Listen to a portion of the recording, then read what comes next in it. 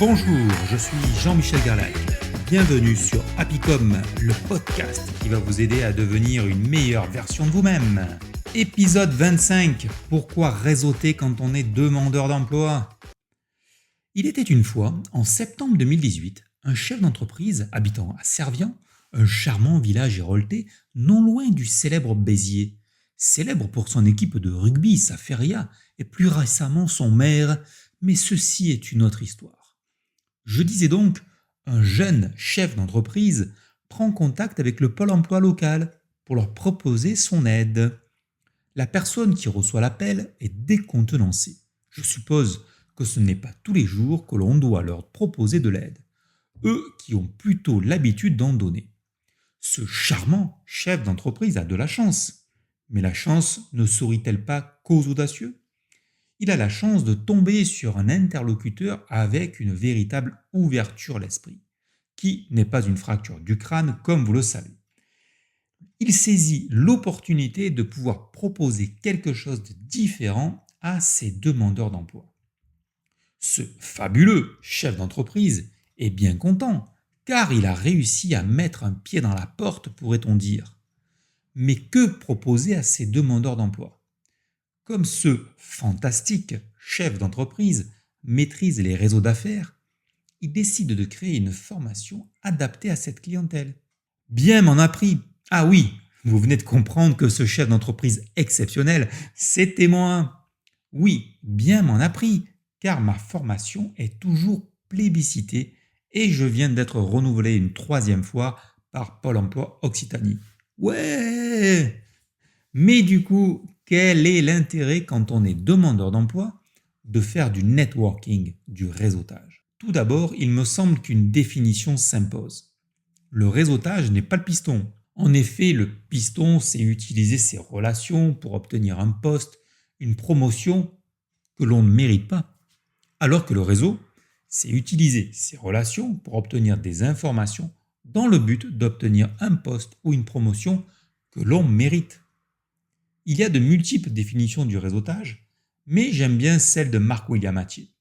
C'est le processus par lequel une personne développe ses contacts et ses relations afin d'accroître son activité, d'améliorer ses connaissances, d'étendre sa sphère d'influence ou de servir la communauté.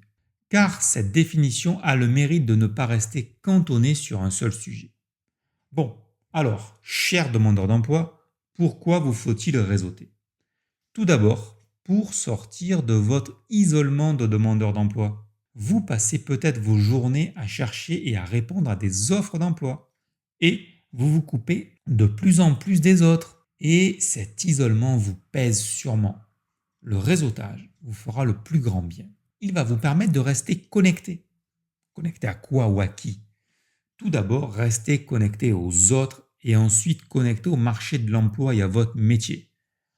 Les métiers évoluent de plus en plus vite. Il est donc important que vous ne descendiez pas du train. Cela va vous servir à saisir des opportunités. Comme je l'ai dit en préambule, je n'aurais jamais eu la chance de faire cette formation chez Pôle emploi si je n'étais pas entré en contact avec la bonne personne. Il va vous permettre de saisir des offres hors marché. Vous savez, ces offres qui ne sont jamais diffusées pour X ou Y raison. Vous conserverez ou gagnerez en confiance en vous, en continuant à échanger avec des professionnels.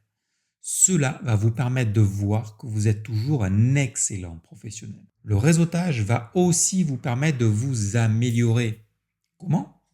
Eh bien, en échangeant, vous allez peut-être vous rendre compte de certaines de vos faiblesses, de points d'amélioration sur tel ou tel sujet. Vous n'aurez plus qu'à bosser et passer à l'action. Et dernier point, et non des moindres, le réseautage va vous permettre d'obtenir des informations. Des informations sur quoi ? Des informations sur votre entreprise idéale, ses valeurs, ses projets de recrutement, sa politique sociale, des informations sur la ou les personnes clés de l'entreprise, etc. Vous voyez donc pourquoi il est primordial de réseauter quand on est demandeur d'emploi. Alors, vous avez du réseau ? Merci de m'avoir écouté et j'espère que ce podcast vous a plu. Si c'est le cas, je compte sur vous pour me donner une note 5 étoiles sur iTunes ou sur votre plateforme d'écoute préférée et partagez largement le podcast autour de vous. Cela m'aidera beaucoup. Je vous en remercie par avance et je vous dis à lundi prochain.